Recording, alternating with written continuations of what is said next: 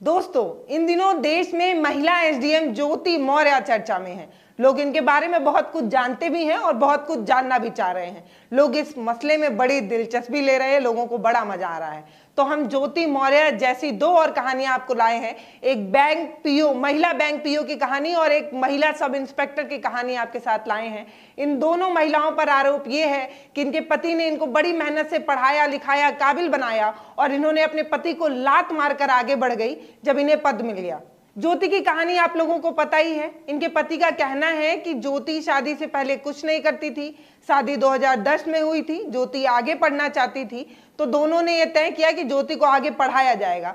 पढ़ाई में कोई कसर नहीं छोड़ी। भले इनकम बहुत कम थी, लेकिन इन्हें अच्छे कोचिंग में एडमिशन कराया गया। बड़ी मेहनत से ज्योति ने पढ़ाई की, सफल हुई। यूपीएससी में महिला में तीसरी और पूरा देखा जाए तो 13वीं रैंक पर ये सफल हुई। सफल होने पर इन्होंने पति और ससुर को श्रेय दिया। इनका ये कहना था कि सफलता में पति और ससुर का बड़ा हाथ है।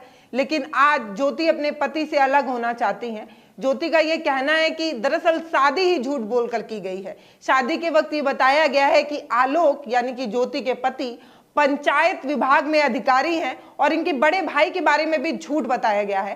कार्ड जो वायरल हो रहा है ना ज्योति के शादी का, उसमें भी आलोक के सामने यही लिखा है, पंचायत विभाग अधिकारी। ज्योति का ये कहना है कि शादी के बाद आलोक और उनके परिवार वाले दहेज के लिए प्रताड़ित करते थे, यानी कि दहेज उत्पीड़न का मामला बता रही हैं ज्योति। अब आलोक का ये कहना है कि जब उन्होंने ज्योति के दूसरे संबंध के बारे में पकड़ लिया, तब वो आलोक की कमियां बता रही हैं। आलोक का यहां तक ये कहना है कि ज्योति उनकी जान की दुश्मन बन गई हैं और उन्हें जान से मार देना चाहती हैं। अब ये कहानी आप सभी को पता है, लेकिन जब से ये कहानी सोशल मीडिया पर वायरल हुई है, तमाम पति लोग अपनी पत्नियों को वापस बुला रहे हैं। उनको डर लग रहा है कि अगर पत्नी अधिकारी बन गई तो वो पक्का मुझे छोड़कर चली जाएंगी और अपने पद का इस्तेमाल कर हो सकता है कि मुझे मरवा भी दे। कुछ लोग ये कह रहे हैं कि जब पत्नी ज्यादा कमाने लगती हैं तो पति की इज्जत नहीं करती। कुछ का ये भी कहना है कि औरतें अपने हैसियत से कम के साथ पति के साथ एडजस्ट नहीं करना चाहती, यानी कि सोशल स्टेटस की बात है। अगर महिला हाई लेवल पर है तो वो छोटे लेवल वाले पति के साथ रहना पसंद नहीं करती। ये सोशल मीडिया पर लिखा जा रहा है। सोशल मीडिया पर यह भी लिखा जा रहा है कि देखो भैया, बेटी तो पढ़ाओ लेकिन बहू कतई ना पढ़ाओ। महिलाएं जब ज्यादा पढ़ लिख जाती हैं तो उनका दिमाग खराब हो जाता है। अच्छा, ज्योति जैसी ऐसी कई घटनाएं हैं जो सोशल मीडिया पर वायरल हो रही हैं। उनके पति उनको बड़ी मेहनत, शिद्दत, लगन के साथ पढ़ा रहे हैं।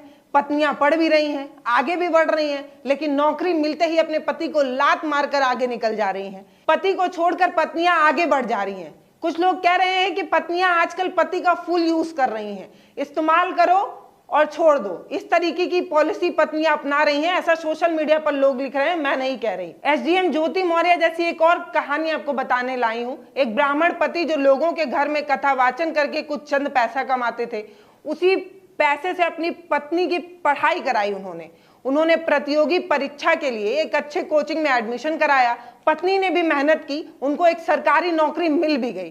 पुलिस में बतौर सब इंस्पेक्टर के पद पर वो आ गई।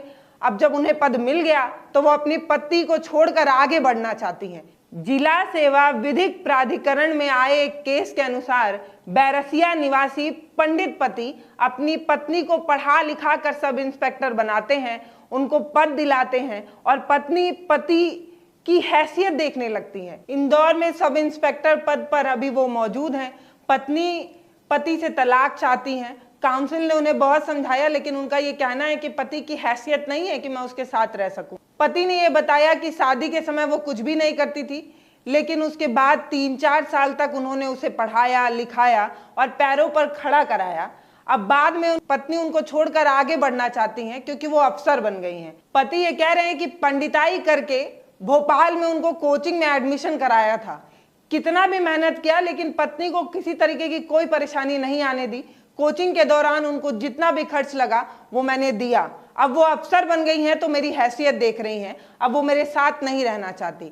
ऐसे ही एक और कहानी है। रोजगार पत्नी का ये कहना था कि पति उनको ताना मारते थे, उनको ये कहते थे कि तुम्हारी कोई नौकरी कभी नहीं लग पाएगी। अब वो बैंक पीओ बन गई हैं और अब उनका ये कहना है कि बार बार इनका ताना सुनकर मैं उब गई थी। मेरी शादी को 7 साल हो गए और ऐसा कोई भी दिन नहीं गया जिस दिन इन्होंने मुझे ताना नहीं मारा। मेरा 5 साल का बेटा भी है, लेकिन अब मैं अपने पति के साथ नहीं रहना चाहती। पति से तलाक चाहती हूँ। काउंसिल ने दोनों को बैठाकर समझाया, लेकिन समझने को तैयार नहीं है। महिला बैंक पीयू के पति का भी यही कहना है कि हम दोनों ने बहुत मेहनत की, मैंने अपनी पत्नी को बहुत सपोर्ट किया, लेकिन आज जब वो पद पर आ गई हैं तो मुझे छोड़कर आगे बढ़ना चाहती हैं। आजकल ऐसे ऊंचे पद पर जो पत्नियां पहुंच रही हैं वो अपने पति से तलाक चाहती हैं। ऐसे तमाम मामले आ रहे हैं। कह रहे हैं कि अफसर पत्नियां अपने से खुद से छोटे रैंक के पति के साथ रहना नहीं चाहती। ऐसे तमाम मामले आ रहे हैं और काउंसलिंग कर दोनों पक्षों को समझाने की कोशिश हो रही है। अब ये समझ में नहीं आ रहा है कि ये समझ आ रहा है लोगों को कि नहीं, लेकिन मैं ये कहना चाहती हूँ कि एक परिवार में अनबन तो होती रहती है। शादी एक बहुत बड़ा और नाजुक रिश्ता भी होता है। ऐसे में कहते हैं कि शादी तमाम खट्टे मीठे तीखे नाजुक अनुभवों से बना एक ऐसा बंधन होता है जिसमें 7 जन्मों का पक्का गारंटी होती है कि हम 7 जन्मों तक बन जाते हैं। ऐसे में लड़ाई होना बहुत छोटी बात है, लेकिन जब लड़ाई कोर्ट थाने तक पहुंच जाए और डिवोर्स जैसी बात होने लगे तो चिंता की बात है। ज्योति की कहानी के बाद तमाम पुरुषों ने अपनी पत्नियों को वापस बुलाया। उनका ये कहना है कि पत्नियों को अगर नौकरी लग जाएगी तो वो हमें छोड़कर आगे बढ़ जाएंगी। तो उन भाई लोगों से कहना है कि भाई, एक आंख की सभी उंगलियां तो बराबर नहीं हैं। कुछ उंगलियां बड़ी हैं, कुछ उंगलियां छोटी हैं, और एक ही परिवार के 2 बेटे एक जैसे नहीं होते।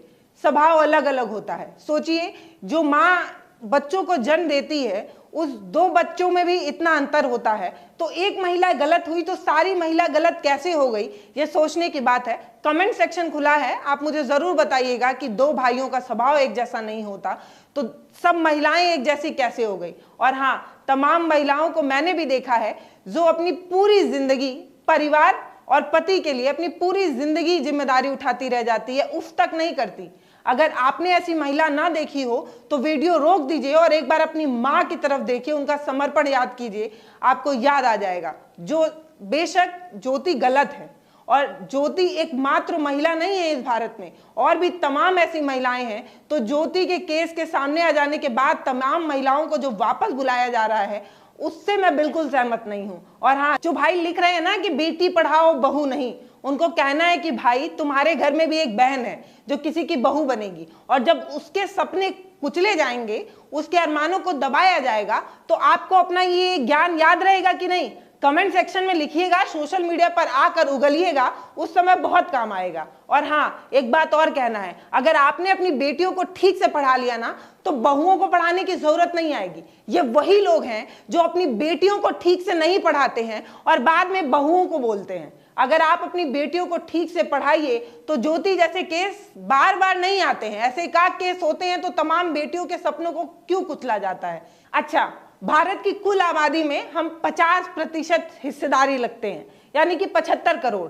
75 करोड़ में मुश्किल से 5000 ऐसे केस भी नहीं आए हैं, लेकिन इसके बाद भी तमाम महिलाएं बेवफा हैं। जिनको पद मिल जाता है, पैसा मिल जाता है, गुरूर आ जाता है, तो उनको ये कहना है कि भाई, सोशल मीडिया पर थोड़ा सा तलाशिए, ऐसे तमाम बेवफा पति भी आपको मिल जाएंगे। जब आरोपी लगाना है, लड़ना ही है, तो सोशल मीडिया पर आइए, लड़िए। लेकिन ये बात जानिए कि भारत में तमाम ऐसी महिलाएं हैं जिन्होंने अपने पूरा जीवन समर्पित किया है और उफ तक नहीं किया है। तो ज्योति जैसे मामले सामने आ जाने के बाद जो मूर्ख पति अपनी पत्नियों को वापस बुला रहे हैं, उनसे कहना है कि भाई, हर पत्नी एक जैसी नहीं होती। बाकी कमेंट सेक्शन खुला है, आप लोग अपनी राय जरूर लिखिएगा। धन्यवाद।